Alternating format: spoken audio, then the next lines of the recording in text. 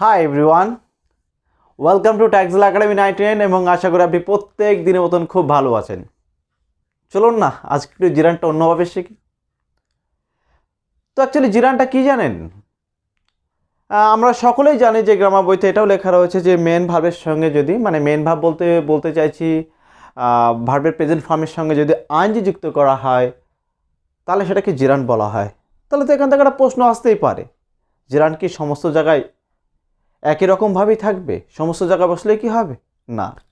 এই যে আপনারা দেখতে পাচ্ছেন না, এই যে 5টা উদাহরণ রয়েছে যে ছেলেটি ওই মাঠে দৌড়াচ্ছে, বিভিন্নভাবে উদাহরণগুলো রয়েছে। আমি এই উদাহরণগুলোর মাধ্যমে আপনাদেরকে এটা দেখাতে চাইছি যে কিভাবে আমরা জিরানটাকে চিনব, ওর ভাষা কেমন হতে পারে, এটা কি সাবজেক্ট বা অবজেক্টে ব্যবহার করা যেতে পারে, যদি ভার্বের জায়গা থাকে তাহলে সেটাও কি জিরান হবে, বা এটা কি কোনো প্রিপোজিশনের সঙ্গে বসতে পারে। হ্যাঁ, এই সমস্ত বিষয়গুলো আপনি এই ভিডিওটাতে আপনি সমস্ত তথ্যই পাবেন। আশা করি এটাতে আপনার ক্লিয়ার হয়ে যাবে। তো চলুন না এটাকে একটু জিরানটা একটু অন্যভাবে বুঝে নিই। ওরা তো গ্রামারের বইয়ের যে তথ্য আছে ওটাকে একটু সাইড করে একটু আসি না। আমরা অনেক সময় দেখি না, ধরুন মনে করুন কোথাও একটা আখের জমি আছে, তো অনেকেই কী করে ওই আখগুলো ধরুন একটা তুলে নিয়ে খেয়ে ওইগুলো ফেলে রেখে দিল। তো অনেকে দেখ কতটা আখ খেয়েছে, অনেকে এই কথা বলতে থাকে। হ্যাঁ, এই যে জায়গাটার মধ্যে কিন্তু জিরানটা আছে। কেমন ভাবে? দেখ কতটা আখ খেয়েছে। প্রশ্ন হচ্ছে আখ খাই না আমরা রসটা খাই? আমরা সবাই জানি যে আমরা রস খাই, কিন্তু এই যে খাওয়ার পর যেগুলো ফেলে গেছে যে ছোবড়াগুলো, ওর মধ্যে কি কোনো রস আছে? না। হ্যাঁ, জিরানটাও ঠিক এইরকমই, একদম এইরকমভাবে ভেবে নেন, একদম নর্মালভাবে, যে যখন আপনি ভার্বের সঙ্গে আইএনজি যুক্ত করবেন, মেন ভার্বের সাথে প্রেজেন্ট ফর্মের সাথে যখন আইএনজি যুক্ত করবেন, সেটা কিন্তু যদি সাবজেক্ট বা অবজেক্ট হিসেবে ব্যবহার হতে পারে বা ব্যবহার হয়, তাহলে কিন্তু সেটা কিন্তু জিরান্ডে কনভার্ট হয়ে যাবে। চলুন না এই যে 5টা উদাহরণের মাধ্যমে আপনাদের সম্পূর্ণ ক্লিয়ার হয়ে যাবে। কারণটা কি? কারণ 5টা উদাহরণের 5টা বৈশিষ্ট্য আছে, ইউনিক বৈশিষ্ট্য আছে, প্রত্যেকটার এক একটা বৈশিষ্ট্য আছে। জিরান সমস্ত বৈশিষ্ট্যগুলো এখানে তুলে ধরা হয়েছে। তো আসুন না একটা একটা করে লেখা যাক, আপনার সমস্ত তথ্য ক্লিয়ার হয়ে যাবে। ছেলেটি ওই মাঠে দৌড়াচ্ছে, সরি, এটা আপনার মনে হতে পারে কন্টিনিউয়াস। হ্যাঁ, অবশ্যই এটা কন্টিনিউয়াস। প্রশ্ন হচ্ছে কেন? দেখুন না একটু লিখে নিই, আপনাকে বোঝানোর চেষ্টা করছি কেন এটা দেওয়া হয়েছে। এটা আপনার জানা প্রয়োজন, না জানলে আপনার জিরান্ডে কনফিউশন আসবে। সেই জন্যই যে ছেলেটি ওই মাঠে দৌড়াচ্ছে, the boy is running in that field. হ্যাঁ, এখান থেকে মনে হচ্ছে যে এটা কন্টিনিউয়াস, অবশ্যই এটা কন্টিনিউয়াস, কিন্তু এই একই রকম শব্দ আমি একটুখানি আগেই আপনাদেরকে বলেছি যে মেন ভার্বের সাথে যখন আইএনজি যুক্ত করা হয়, সেটা যদি সাবজেক্ট বা অবজেক্ট অর্থাৎ নাউন হিসেবে ব্যবহার হয়, তাহলে কিন্তু সেটাকে জিরান বলবো। হ্যাঁ, এই একটা শব্দ নিয়ে খেলা করবো, দেখবেন আপনার সমস্ত তথ্য ক্লিয়ার হয়ে যাবে। তাহলে এখানটাতে কি, দ্য বয় ছেলেটি, এটা সাবজেক্ট, তাহলে এটা ভার্ব আছে, দ্য বয় ইজ রানিং, এটা মেন ভার্ব, আইএনজি আছে। তাহলে কি প্রেজেন্ট কন্টিনিউয়াসের সূত্র অনুযায়ী আমরা জানি কি প্রেজেন্ট কন্টিনিউয়াস সূত্রটা সাবজেক্ট প্লাস অ্যামিজার প্লাস ভার্বের সঙ্গে আইএনজি প্লাস অবজেক্ট। হ্যাঁ, সেই সূত্র অনুযায়ী বসেছে। তাহলে কিন্তু এটা জিরান নয়, কারণ অনেকের কনফিউশন আসে, একই শব্দ এখানে দেখছি ওখানে দেখছি, তাহলে ফ্যাক্টরটা কি? হ্যাঁ, আসুন না এবার দেখুন, এই যে শব্দটা রানিং মানে কি, মনে হচ্ছে না একটা চলছে, দৌড়াচ্ছে। একটু ভিজুয়ালাইজ করুন না, যে ভাবুন না যে একটা ছেলে একটা মাঠে মনে করুন খেলার মাঠে সে দৌড়াচ্ছে। দেখুন না আপনার ব্রেনের মধ্যে, দেখুন না ওর পায়ের ছবিটা ঠিক এভাবে দৌড়ানোর মতো যেভাবে চলে ঠিক এভাবে চলছে। হ্যাঁ, এটা চলছে না, তার মানে কনফার্ম হয়ে যান এখান থেকেই যে এটা প্রথমে জিরান নয়। যেখানেই আসুক না কেন, সে সাবজেক্ট আসুক কিংবা অবজেক্টে আসুক, এরকম আসবে। যখনই আসবে আপনি ক্লিয়ার হয়ে যান, যখন এরকম বারবার দেখুন না ছেলেটা দৌড়াচ্ছে, তার মানে দেখুন না মাথার ভেতরে যেন বারবার পা ফেলছে আর দৌড়াচ্ছে, পা ফেলছে এবার দৌড়াচ্ছে, এরকম মনে হচ্ছে। এটা কিন্তু জীবনে কখনো জিরান্ড হবে না, সে সাবজেক্ট আসুক আর অবজেক্ট আসুক। প্রশ্ন হচ্ছে তাহলে আমি কী করে চিনবো? হ্যাঁ, নেক্সট একটা উদাহরণ আসি না। দৌড়ানো একটি ভালো হ্যাবিট। এখানে কি বললাম? দৌড়াচ্ছে, তাহলে দৌড়ানো একটি ভালো হ্যাবিট। হ্যাঁ, যখন বি ভার্বের কেস আসে যে দৌড়ানো, কোনো ভাবটা আপনি ওটার বৈশিষ্ট্য বলছেন বা কোনো কিছু বলতে চাইছেন, সেই ক্ষেত্রে কিন্তু এটা কিন্তু অবশ্যই জিরান্ড হবে। কেমন? যে দৌড়ানো, running, RUNNING, running is a good habit, এই যে BIT। এখান প্রশ্ন আসে, এখান থেকে যে প্রশ্নটা আসে, এই ইংরাজিতে এই যে রানিং এখানেও আছে, এখানেও আছে, তাহলে দু জায়গাতে কি একই? না। দেখুন না, আমি যখন বললাম আপনাকে যে দৌড়ানো একটা ভালো অভ্যাস বা হ্যাবিট, দৌড়ানো, দেখুন না, মাথার মধ্যে মনে হচ্ছে যেন একবার খেলে গেছে, একবার দৌড়েছে, ব্যাস কমপ্লিট। হ্যাঁ, যখনই এরকম মনে হবে তখনই কিন্তু এটা জিরান্ড হবে। যদি প্রেজেন্ট পার্টিসিপেল হতে হয় তাহলে তো গতিশীলতা থাকবে, সেটাও আছে। প্রত্যেকটা উদাহরণ এখানে মানে টানা হয়েছে, তার প্রত্যেকটার কিন্তু লজিক আছে যে কোনটা কেন জিরান্ড হবে বা কোনটা পার্টিসিপেল বলতে হবে। তাহলে কি দৌড়ানো একটা ভালো হ্যাবিট। দেখুন না, আপনার মাথার ভিতরে এক্ষুনি মনে করুন না, একটা রাস্তা দিয়ে আপনি দেখেছিলেন, হ্যাঁ না, দৌড়ানোটা খুব একটা ভালো হ্যাবিট। এই যে কথাটা আপনি বলছেন, দৌড়া মানে কি আপনার মাথার ভিতরে শার্ট করে হয়ে গেছে, এই রানিং কাজটা হয়ে গেছে। হ্যাঁ, যখনই এরকম মনে হবে যে কোনো ভার্বের আপনি ওয়ান টাইম একবার ঘটেছে এরকম কিছু বোঝাতে চাইছেন, তখনই কিন্তু এই জিরান্ডের নিয়মে নিয়ে আসতে হবে আপনাকে, সেটা সাবজেক্ট হোক বা অবজেক্ট হোক। এবার আসুন না, তাহলে তো এখান থেকে একটা প্রশ্ন আছে যে না, আমি সাবজেক্টে যে জায়গাটা সেটা বুঝলাম, যেটা আমি প্রথমে বলেছি, তাহলে কি এটাকে কি আমি অবজেক্টে ব্যবহার করতে পারি? হ্যাঁ, অবশ্যই অবজেক্টে ব্যবহার করতে পারেন। কারণ সাবজেক্ট মানে অবজেক্টটা কি, আপনি যদি ওয়ার্ড দিয়ে প্রশ্ন করেন, আপনি ভাবকে প্রশ্ন করছেন, এখান থেকে আসুন না, আমি দৌড়াতে ভালোবাসি, এই যে ক্ষেত্রটার খুব ভাইটাল পয়েন্ট, যে দেখবেন দুরকম ভার্ব আসবে, যে কি আমি দৌড়াতে ভালোবাসি, দৌড়ানো মনে হচ্ছে একটা ভার্ব, ভালোবাসি এটাও একটা ভার্ব। এই ক্ষেত্রটাতে বাংলা ভাষার ক্ষেত্রে কি আসে জানেন? যে সরি, যে সবসময় দেখা যায়, মানে ম্যাক্সিমাম ক্ষেত্রে, সবসময় না, ম্যাক্সিমাম ক্ষেত্রে এটাই দেখা যায় যে আমি দৌড়াতে ভালোবাসি, যে মেন ভাবটা সেটা কিন্তু শেষে থাকবে, মেন ভাবটা। তাহলে কি দৌড়াতে না কি করতে ভালোবাসি? হ্যাঁ, কি ভালোবাসি?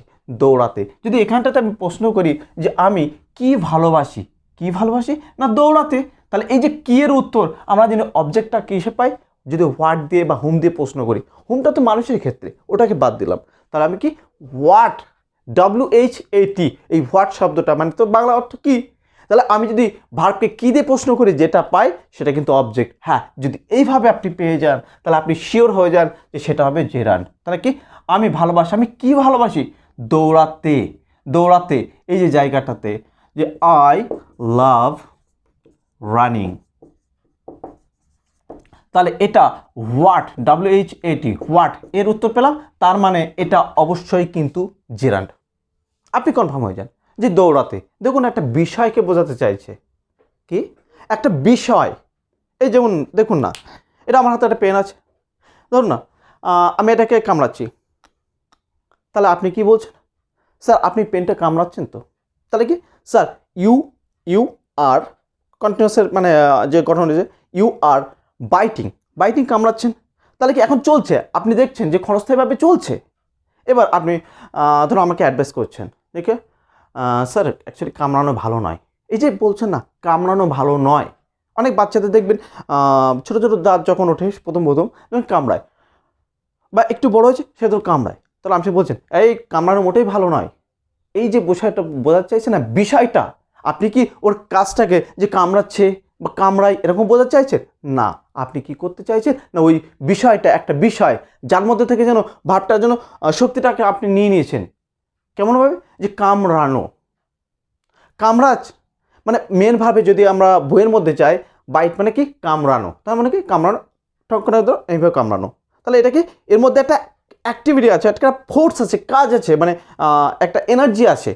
কিন্তু কামড়ানোর মধ্যে যে কামড়ানো ভালো নয়, এখানটাতে কিন্তু কোনো ওইরকম ফোর্স কাজ করছে না, একটা অ্যাবস্ট্রাক্ট মানে বিমূর্ত, মানে যেটাকে আমরা মূর্তি দিতে পারি না, বা আমরা জাস্ট কল্পনার মধ্যে রাখি, যেমন একটা আলোচনা, তার আলোচনা করছে আর আলোচনা, তাহলে এই যে আলোচনাটা, যদিও এটা একটা ডিসকাশন, একটা নাউন আলাদা আছে, তো জাস্ট এটাকে বোঝানোর জন্য চেষ্টা করছি যে আলোচনা, তাহলে এই যে আলোচনা দেখুন না, এটা বিষয়কে বোঝাচ্ছে না, ঠিক জিরানটা এরকম একটা বিষয়কে বোঝাবে। সেটা কিন্তু এই উদাহরণটার মাধ্যমে আমরা পেলাম যে অবজেক্টে কিন্তু আমরা সেটাকে চিনতে পারি যে এখানেও ব্যবহার হয়।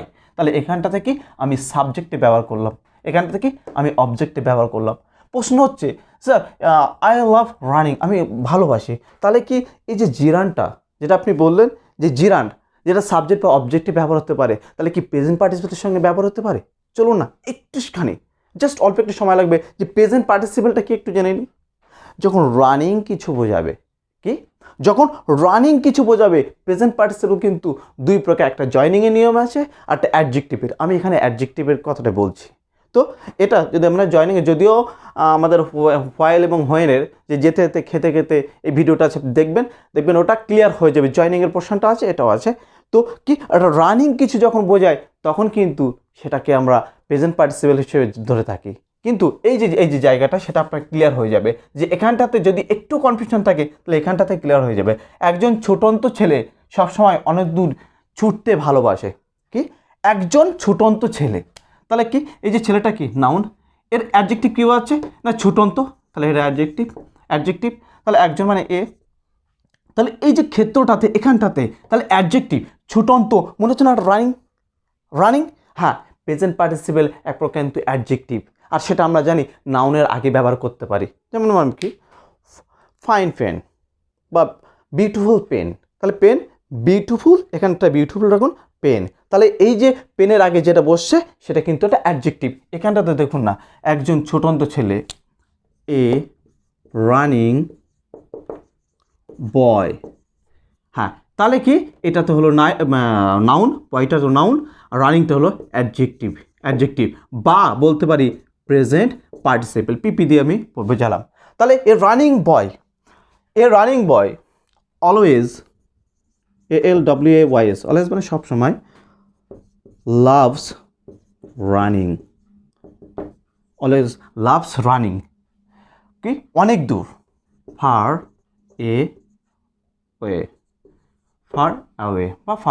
অ্যাওয়েটা করে দিন, ফার অ্যাওয়ে, যে অনেক দূর ছুটতে ভালোবাসে। এই যে জায়গাটায় কি ভালোবাসে, আবার প্রশ্ন করুন না কি ভালোবাসে না ছুটতে, এই যে ছুটতে ভালোবাসে।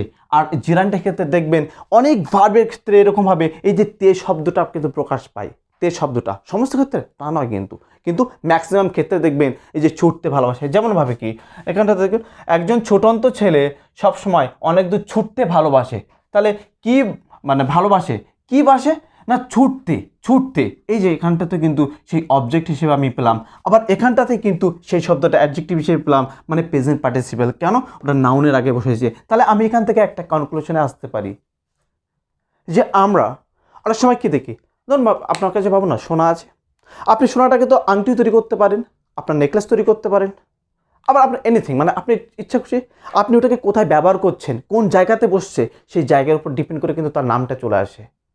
কেমনভাবে যখন আংটিটা তো আঙুলে ইউজ করতে হবে। তো একটা উদাহরণ ভাবুন, একটা মেয়ে, তাকে যদি বিয়ের পিঁড়িতে বসানো হয় তাহলে বলতে হবে কারোর বউ হচ্ছে, নতুন বউ। আবার সেই মেয়েটায় যদি স্কুলে যায় বলবো স্টুডেন্ট। আবার তখন কারোর বান্ধবী, কারোর মেয়ে, কারোর নাতনি, এইভাবে বিভিন্ন টার্ম আসছে। হ্যাঁ তাহলে কোন অ্যাঙ্গেল থেকে কোথায় বসানো হচ্ছে তার উপর ডিপেন্ড করছে না, ঠিক জিরানটাও ঠিক এইরকমই, যে আপনি যদি এটাকে মানে কোথায় ব্যবহার করছেন সেই জায়গায় আপনাকে বলে দেবে এটা জিরান। তো এখানটাতে আশা করি এটা ক্লিয়ার হয়েছে। তারপর দেখুন না এটা কি তাহলে প্রিপোজিশনের সঙ্গে কি ব্যবহার করা যেতে পারে, একটা প্রশ্ন থাকতেই পারে যে প্রিপোজিশন, হ্যাঁ অবশ্যই ব্যবহার করা যেতে পারে। এই যে আমরা খাওয়া ছাড়া বাঁচতে পারি না, এই ছাড়া মানে without, we can not live without eating, আমরা খাওয়া ছাড়া বাঁচতে পারি না, হ্যাঁ এটাও কিন্তু সেই জিরান্ড, জিতে প্রকাশ করলাম জিরান্ড। তো একে খাওয়া ছাড়া বাঁচতে পারি না, এই যে খাওয়া দেখুন না খাওয়া ছাড়া বাঁচতে পারি না, মানে কারা বাঁচতে পারি না আমরা, তা আমরা কি পারি না না বাচ্চাটা, তাহলে বাচ্চাটা লিভ বললাম, লিভ এটা মেন ভার্ব, এখানে কি বাচ্চাটা হচ্ছে মেন ভার্ব, তাহলে মেন ভার্ব এখানে সাবজেক্ট কি আমরা উই, তাহলে এখানে পোর্শনটা কি আসছে যে এর পরে যে জায়গা আছে আমরা খাওয়া ছাড়া বাঁচতে পারি না, আমরা মানে কি ছাড়া বাঁচতে পারি না কি, হ্যাঁ দেখুন না খাওয়া ছাড়া, তাহলে কিন্তু এই যে জায়গাটা খাওয়াটা কিন্তু জিরানটা আসছে। তো আশা করি এই 5টা উদাহরণের মাধ্যমে জিরানটা আপনার অবশ্যই ক্লিয়ার হয়েছে। তো এরপরও যদি আপনার কোনো রকম সমস্যা থেকে থাকে তো আপনাকে রিকোয়েস্ট করব যে আপনি আপনার কমেন্টটা অবশ্যই আমাদের কমেন্ট বক্সে রেখে যাবেন, এবং আমি যেগুলো বলেছি যে কোন কোন ভিডিওগুলো দেখলে আপনার সুবিধা হবে আমাদের লিঙ্কের মধ্যে অ্যাকচুয়ালি ডেসক্রিপশনের মধ্যে সমস্ত জায়গাটাই কিন্তু সেই ভিডিওগুলো থাকবে। অবশ্যই আপনাকে রিকোয়েস্ট করব যে আপনার কমেন্টটা অবশ্যই আপনি ছেড়ে যাবেন। Thank you.